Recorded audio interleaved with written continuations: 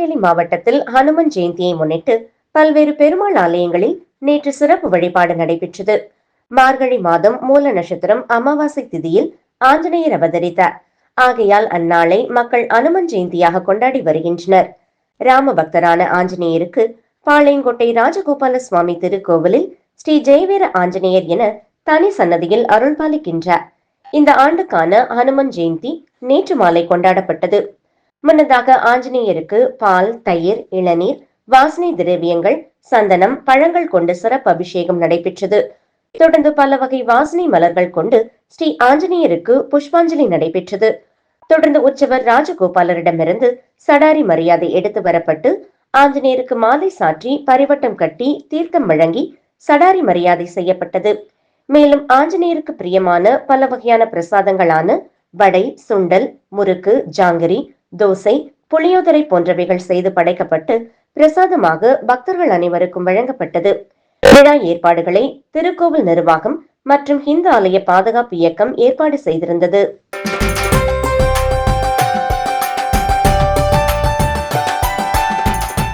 தூத்துக்குடி மாவட்டத்தில் 108 வைணவ திவ்ய தேசங்களில் பாண்டிய நாட்டு திருப்பதிகளாக நவ திருப்பதி திருக்கோவில்கள் தாமிரபரணி நதி கரையோரம் அமைந்துள்ளது.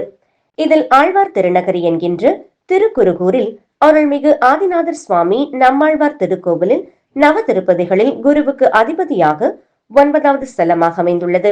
ஆழ்வார்களில் முதன்மையானவரும் வேதம் தமிழ் செய்த மாறன் என்று போற்றப்படும் சுவாமி நம்மாழ்வார் அவதார திருத்தலம். இத்திருத்தலத்தில் ஆண்டு முழுவதும் உற்சவங்கள் நடைபெற்றாலும் மார்கழியில் நடைபெறும் திரு அத்தியன உற்சவம் சிறப்பாகும். சுவாமி நம்மாழ்வாருக்காக நடைபெறும் இவ்வுற்சவம் பகல் 10, ராப்பத்து என 21 தினங்கள் நடைபெறுகின்றது.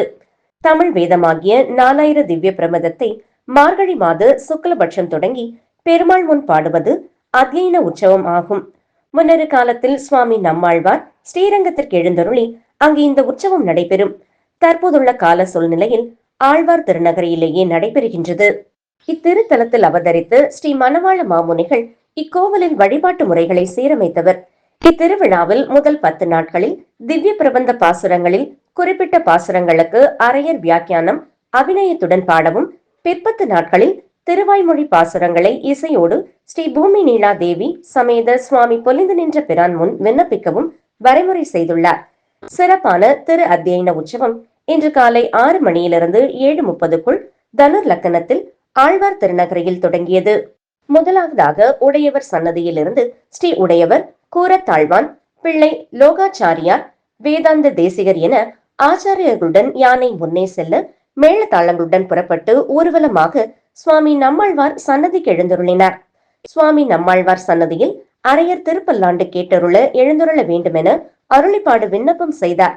தொடர்ந்து பகல் 10 மண்டபத்துக்கு பெருமாள் தாயார் சுவாமி நம்மாழ்வார் சேனை முதல்வர் 12 ஆழ்வார்களுடன் எழுந்தருளி அரையர் அபிநய வியாக்கியானத்துடன் திருப்பல்லாண்டு தொடங்கியது. இன்று தொடங்கி 21 நாட்கள் திரு அத்தியன உற்சவம் சிறப்பாக நடைபெறும். ஏற்பாடுகளை திருக்கோவில் நிர்வாகம் மற்றும் உபயதாரர்கள் செய்திருந்தனர்.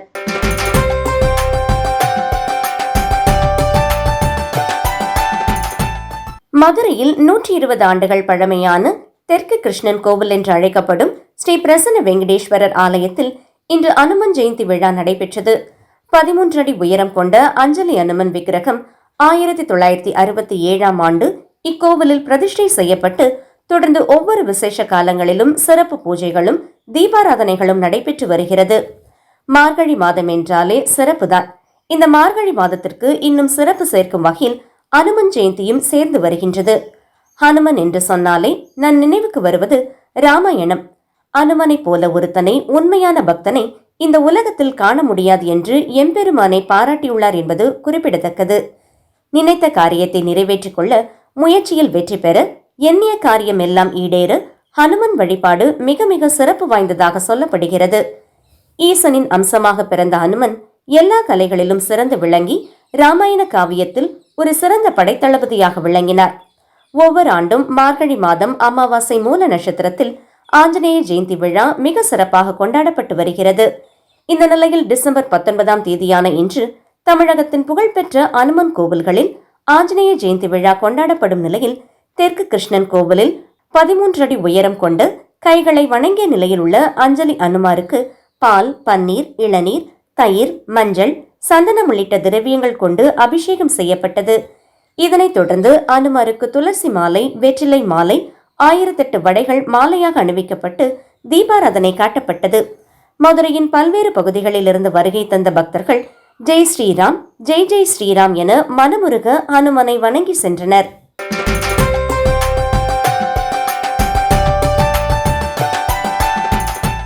மதுரை மாவட்டம் சோழவந்தான் இரட்டை அகர்ஹாரம் மங்கள ஆஞ்சநேயர் கோவிலில் ஆஞ்சநேய ஜெயந்தியை ஒட்டி விக்னேஸ்வர பூஜையுடன் தொடங்கி யாகம் நடைபெற்றது. தொடர்ந்து மங்கள ஆஞ்சநேயருக்கு வெற்றிலை மாலை, துளசி மாலை, வடைமாலை சார்த்தி வழிபாடு மேற்கொள்ளப்பட்டது.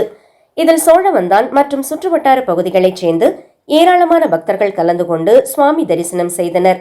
தொடர்ந்து தீபாராதனை காட்டப்பட்டு பக்தர்களுக்கு பிரசாதம் வழங்கப்பட்டது. இதேபோல சோழவந்தான் பிரளயநாத சிவாலயத்தில் உள்ள ஆஞ்சநேயருக்கு வடைமாலை சார்த்தி வழிபாடு மேற்கொள்ளப்பட்டது. இதில் ஏராளமானோர் பங்கேற்று ஆஞ்சநேயரை வழிபட்டு சென்றனர்.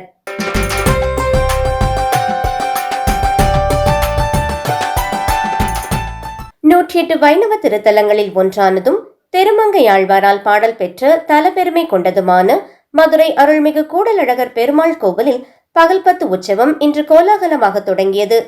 திருமங்கையாழ்வாருக்கு பெருமை சேர்க்கும் வகையில் அவர் பாடிய திருவாய்மொழி பாடல்களையும் மற்ற ஆழ்வார்கள் பாடி சென்ற பாடல்களையும் பெருமாள் கேட்டருளும் விதமாக வைகுண்ட ஏகாதசியின் தொடக்கமாக பகல் 10 உற்சவம் கொண்டாடப்பட்டு வருகின்றது. மேலும் பகல் 10 நம்மாழ்வாரின் பாசரங்களை தவிர திருமங்கையாழ்வாரின் திருமொழி பாசுரங்களும் ஓதப்படுவதால் பகல் 10 திருவிழா திருமொழி திருவிழா என்றும், ராபத்து காலங்களில் நம்மாழ்வாரின் திருவாய்மொழி பாசுரங்கள் ஓதப்படுவதால் திருவாய்மொழி திருவிழா என்றும் அழைக்கப்படுகிறது. அந்த வகையில் மதுரை அருள்மிகு கூடலழகர் பெருமாள் திருக்கோவிலில் நடைபெறும் சிறப்பு பெற்ற விழாக்களில் ஒன்றான இவ்விழாவை ஒட்டி காலையில் கூடலழகர் பெருமாள் கோவில் வளாக ஆடி வீதியில் அமைந்துள்ள மண்டபத்தில் சிறப்பு அலங்காரத்தில் பெருமாள் எழுந்துருளினார். அதனைத் தொடர்ந்து கூடலழகருக்கு சிறப்பு பூஜைகளும் தீபாராதனையும் காண்பிக்கப்பட்டதன் தொடர்ச்சியாக பெருமாள் முன்பு நாயன்மார்கள் இயற்றிய பாசுரங்கள் சுமார் 2 மணி நேரங்களுக்கு மேல் பாடப்பட்டது. விழாவில் பக்தர்கள் ஏராளமானோர் பங்கேற்று சுவாமி தரிசனம் செய்தனர்.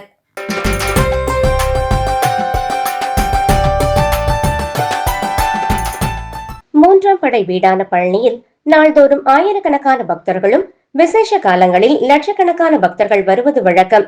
அவ்வாறு வரும் பக்தர்கள் தங்கள் காணிக்கையை உண்டியலில் செலுத்துவது வழக்கம். அவ்வாறு உண்டியலில் செலுத்தும் காணிக்கையானது கோவில் மூலம் உண்டியல் திறக்கப்பட்டு எண்ணப்படுவது வழக்கம். 2 நாள் திறக்கப்பட்டு எண்ணப்பட்டது. வருவாயாக 4,08,43,113 ரூபாய் கிடைக்கப்பட்டுள்ளது. இதில் தங்கம் 800 கிராம், வெள்ளி 11,275 கிராம், வெளிநாட்டு கரன்சி 574 கிராம் பக்தர்களால் கிடைக்கப்பட்டுள்ளது. இதில் கோவில் இணை ஆணையர் மாரிமுத்து தலைமையில் கோவில் ஊழியர்கள், கல்லூரி மாணவ மாணவிகள், வங்கி ஊழியர்கள் கலந்து கொண்டனர்.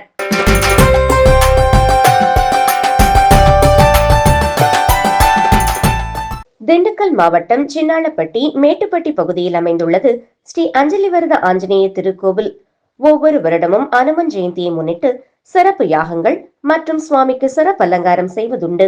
இவ்வருடம் அனுமன் ஜெயந்தியை முன்னிட்டு 18/12/2025 வியாழக்கிழமை மகா சுதர்சன ஹோமம் மற்றும் சகசிரநாம ஹோமம் நடைபெற்றது. அதனைத் தொடர்ந்து சுவாமிக்கு 5000 லிட்டர் பாலை கொண்டு சிறப்பு பாலாபிஷேகம் நடைபெற்றது.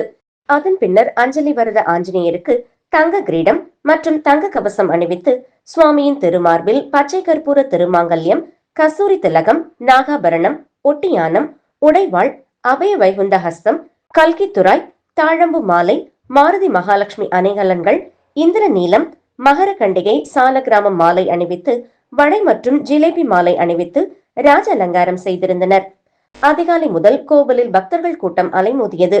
இந்தியாவிலேயே அனுமனுக்கு கரும்பு காப்பு அலங்காரம், பாலமாருதி அலங்காரம், தியான மாருதி அலங்காரம், செந்தூர காப்பு அலங்காரம், பச்சை காப்பு அலங்காரம், வெண்ணெய் காப்பு அலங்காரம், பஞ்சமுக அலங்காரம், சுயம் திருமேனி அலங்காரம், பழக்காப்பு அலங்காரம், சரபோஜி மன்னர் அலங்காரம், திருப்பதி ஏழுமலையான் அலங்காரம் உட்பட 23 விதமான அலங்காரங்களை செய்யும் ஒரே கோவில் சின்னாளப்பட்டி அஞ்சலி வரத ஆஞ்சநேயர் கோவிலாகும்.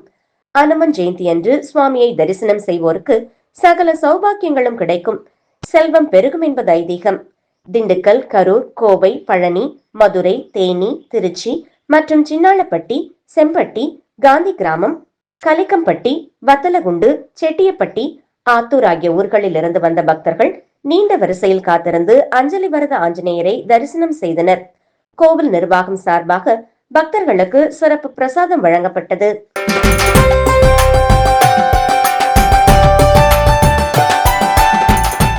இந்து சமய அறநிலைத்துறை மற்றும் தஞ்சாவூர் அரண்மனை தேவஸ்தானத்திற்குட்பட்ட தஞ்சாவூர் மேலராஜ வீதியில் மூலை ஆஞ்சநேயர் கோவில் என்று அழைக்கப்படும் ஸ்ரீ பிரதாப வீர ஆஞ்சநேயர் திருக்கோவில் மிகவும் பிரசித்தி பெற்ற கோவிலாகும். இக்கோவிலில் நேற்று அனுமன் ஜெயந்தியை முன்னிட்டு சுவாமிக்கு திரவிய பொடி, மஞ்சள், சந்தனம், தயிர், பால் உள்ளிட்ட அபிஷேக பொருட்களால் அபிஷேகம் செய்யப்பட்டு மகா தீபாராதனை காட்டப்பட்டது. மேலும் உற்சவர் மலர்களால் அலங்கரிக்கப்பட்டு தீபாராதனை நடைபெற்றது. அதனைத் தொடர்ந்து தஞ்சையின் நான்கராஜ வீதிகளில் சுவாமி புறப்பாடு வீதி உலா நடைபெற்றது. இதில் ஏராளமான பக்தர்கள், பொதுமக்கள் கலந்து கொண்டு சுவாமி தரிசனம் செய்தனர்.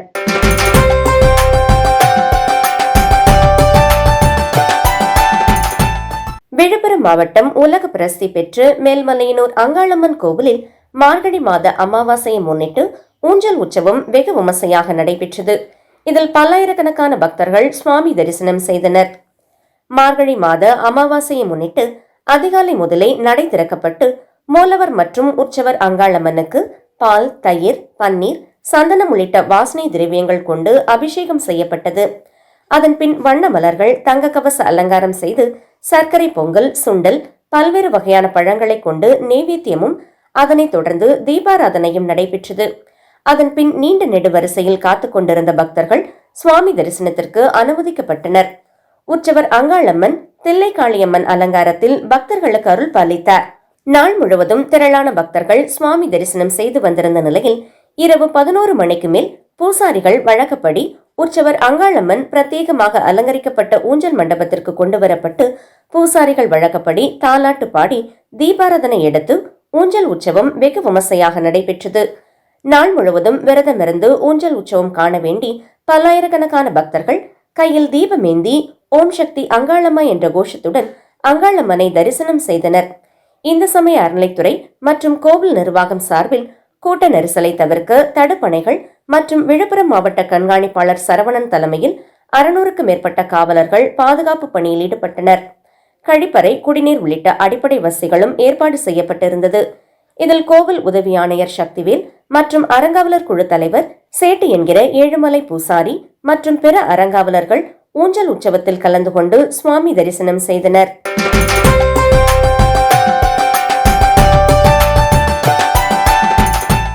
விழுப்புரம் மாவட்டம் செஞ்சிக்கோட்டையில் அமைந்துள்ள அருள்மிகு ஸ்ரீ வீர ஆஞ்சநேயர் கோவிலில் அனுமன் ஜெயந்தி விழா நடைபெற்றது. இதில் அதிகாலை வீர ஆஞ்சநேயருக்கு பால், தயிர், பன்னீர் போன்ற வாசனை திரவியங்கள் கொண்டு சிறப்பு அபிஷேகம் நடைபெற்றது. அதனைத் தொடர்ந்து பல மலர்கள் கொண்டு அலங்காரம் செய்யப்பட்டு தீபாராதனை காண்பிக்கப்பட்டது. வீர ஆஞ்சநேயர் ராஜ அலங்காரத்தில் பக்தர்களுக்கு அருள் பாலித்தார். இதில் காலை முதல் மாலை வரை பக்தர்கள் நீண்ட வரிசையில் நின்று சுவாமி தரிசனம் செய்தனர். பெண் பக்தர்கள் நெய்விளக்கேற்றி வழிபட்டனர். தொடர்ந்து பக்தர்களுக்கு அன்னதானம் வழங்கப்பட்டது.